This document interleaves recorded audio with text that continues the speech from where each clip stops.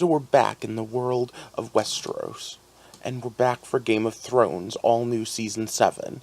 I've really loved the way the season started, and let's talk about a whole bunch of things. But let's be honest, this is the beginning of the end, because there's only this and next season to go, and there might be a year in between. Welcome to the heart of the stories we tell. My name is Rob, and tonight I will be reviewing Game of Thrones Season 7, Episode 1, entitled Dragonstone. If you're new here, I like to do reviews of TV shows along with theory videos on all sorts of things storytelling. I've been a fan of Martin's work for years now, although I have to be honest, I didn't read the books until the first episode aired. Long story there. If you like what you hear today, make sure to hit that subscribe button to get all my content and enable alerts. And boy, have we come a far way since Season 1, Episode 1, haven't we? I've read through all the books, gone through thousands of videos, have to wonder where my Winds of Winter video is. The way the seasons have gone so far, we don't know what's coming next with Seasons 7 and 8. I did do my own theory video comparing this to Babylon 5 and the fact that the Great Wars that we're now starting to get into, about the equivalent of Season 4 Babylon 5, is here. I'm a fan of Preston Jacobs' theories that involve the fact that there's more to the naming of the others, but all in all, I'm just a fan of the show. Before we talk about tonight's episode, though, I want to address an elephant in the room. Martin let something slip, and as such, I just want to react to that. So, if you don't want to hear what he said because it might affect your enjoyment, just click mute, and when this screen goes off, we'll be back into just talking about the episode. Martin himself let slip that Jon and Lady Stoneheart in the book are also whites, types of zombies, animated by fire instead of ice. And that's really going to affect how I see this season. Okay, we're back to just talking about the Song of Fire and Ice, and we're talking about, everything that goes on in this story. I'm going to address this video specifically as a show watcher, though, not as a book reader, because that affects how you do things. But, of course, spoilers for the episode, and because this is an HBO show, just, we have some sorts of adult content, so be careful. But let's get started and talk about tonight's episode. Although it really wasn't that bad this week, all things considered. We start off with Arya, and, well, boom, the phrase, House Frey is no more, was not as dramatic or as drawn out as the Red or Purple Wedding, but it was badass. I love Super Arya, even if she's not exactly the same character I got to know in the books. Then we get to the Night King, and the army of the dead is finally moving. I can't believe it. Winter is here, the war is coming, and oh, nope, just us seeing it through Bran's eyes, because Bran has just gotten to the Night's Watch. And I'm not going to say that after all this slow stuff that we've had for years, both books and show, I wasn't happy to see the plotline moving around, but of course he can identify himself and prove it's him, and of course he's believed. So then we get shunted back down to Winterfell, where Jon and his people are. And you know what? That was a really great, dramatic scene. Right after Lady Mormon makes it perfectly clear that women are as strong and as capable of men, Sansa speaks the truth, and her and Jon run into what I can only assume is going to be an age-old problem between the two of them. Being a good person and being a good leader are not exactly the same thing. However, she may have had the better idea. He was being the better person at the time. And I get the feeling that this whole giving people second chances is going to come up again, and maybe again afterwards, in which case, these two are going to butt heads a lot. But there's no time to let that all sink in, because bam, we're right there in the map room. Jaime makes some really good points. Cersei is currently the queen of 3 kingdoms at best. Cersei's really going around the bend, which is saying something, because she's Cersei, and of course she's been around the bend for a while now.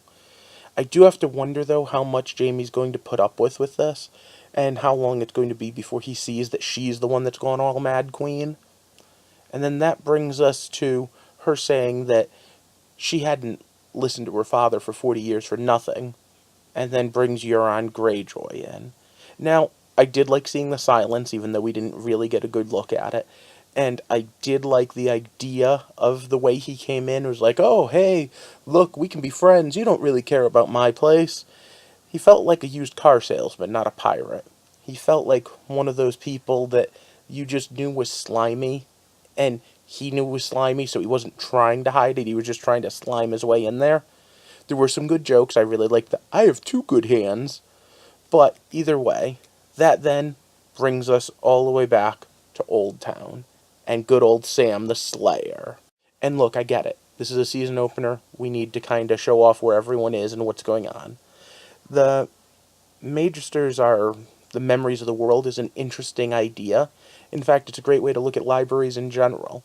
And the whole thing about people need to write down history because those of us that aren't learned in history are doomed to repeat it is a good lesson and one that everyone needs to learn. But at the same time, they're kind of treating him like he's pledging for a fraternity, and I'm not too keen on that. When we do come back to them later, we do see that Gilly and Sam have a little cottage. That wasn't expected at all. Although the book he took, did give them some information. Although, to be perfectly honest, that confused me more too, because all it really told them was, hey, remember this thing we already knew? We should probably remember it now. I think we all kind of expect that Sam is going to play an important role in the final bits of this. Being where all the accumulated knowledge of the world is going to be helpful, and I'm hoping they have something there that will help. But right now, it seems to just be, we don't know what to do, so we're just going to kind of put him in a holding pattern playing house with Gilly. This is the book he really needs, The World of Ice and Fire, but I don't think that exists in World. And then we get this scene that plays really well in the aftermath of the Aeron story, because it's Brienne and Pod training, and that was kind of fun. But then there's this whole switch up where Tormund and Brienne obviously are in the same situation that Sansa and Littlefinger are. Gee, he wants to hit that. And she's like, at best we're friends. You're just an acceptable person to be around, not a person I want to be sticking in. So, piss off. Which also reminds me a lot of the whole Sir Friendzone thing. And it reminds me of the fact that actually George Martin himself had a pretty horrific example of being friend-zoned, so that definitely plays into his whole mindset here. But at the same time, the juxtaposition between Tormund, who's actually a pretty decent guy, and Littlefinger, who is anything but a decent person. And the idea that Brienne really is a good person too, and I'm not sure if Sansa's a good person anymore. I guess we're going to have to wait and see how this plays out. But I do like the fact that all three of them, again, going back to Cersei and Euron, are kind of dealing with how you deal with courtship in this world. And now, for all the talk of all these scenes so far, this brings us to the greatest of them. And let's be honest, when all it was Arya walking the horse, who knew it was going to be so important in the trailer? But you see, she comes across Lannister men, and one of the really important motifs and themes of this whole story, both book and TV show, is there's no white, there's no black, it's all shades of gray. And they do a really great job of the fact that these are Lannister men that are just doing their jobs. They're funny, they're just being human, and it really humanizes the whole ideal of what's going on in Westeros. Of course, then that brings us to the Brotherhood and the Hound. Whoever decided to put this scene, well, set of scenes, with the Hound and the Brotherhood right after that scene humanizing the Lannisters was brilliant, because the two play off each other very well with the whole who really pays the price. Now, Beric and the Hound don't have the same chemistry that we've seen with other duos before, and giving the fire sight to the Hound was a little bit of a weird choice. Up until now, it's always been something very special, but we also now know it's not a trick. This isn't some believer who's saying, see, I can see this. No, he very much saw the wall. He saw the war to come. I think this more or less confirms where they're going. They're going to join the Night's Watch. Join with the, not join, like, take the vows, the Night's Watch. And I think that really leads a lot of credence to the fact that this is them going north of the wall. And then that leads us into the end of the episode. And you know, for an episode entitled Dragonstone, I expected there'd be more of this. Yes, it was great seeing the dragons and the scene, and it's a dragon she's walking past, but maybe not. That seems to have lit the internet on fire. But at the same time, I have to wonder, why did they just get to... And, like, there's nothing there. Like, did Stannis leave none of his reinforcements? And yeah, I get that the dragon glass is going to be important, and that's how her and Jon are going to meet, because Jon's going to want to go there. And the table and the throne of dragon glass are cool. I guess just I expected more. What I really expected was for Melisandre to have gone there. All in all, though, solid episode, great start, great way to reintroduce us to what's going on in the world and care about why these people are doing what they're doing. Like I said at the beginning of this video, we're getting to the end of this huge story that's been going on forever. And it feels like it's been going on forever as we learned everything. The TV show has jumped ahead of the books, and as such, Dan and Dave are obviously having problems figuring out exactly where they're going, because let's be honest, even the original author doesn't know where he's going, or else the book would be written. As I said, I'm kind of a fan of the way things are showing up. They're good for the medium of TV, even if they're not always perfect for the way they would have been in the books. It does leave me with a few questions as to where they're going with some things, but overall, it was a fun romp. I do wonder, though, what do you think of tonight's episode? Was it a good beginning? Are you pissed that they ruined some of your favorite characters from the book?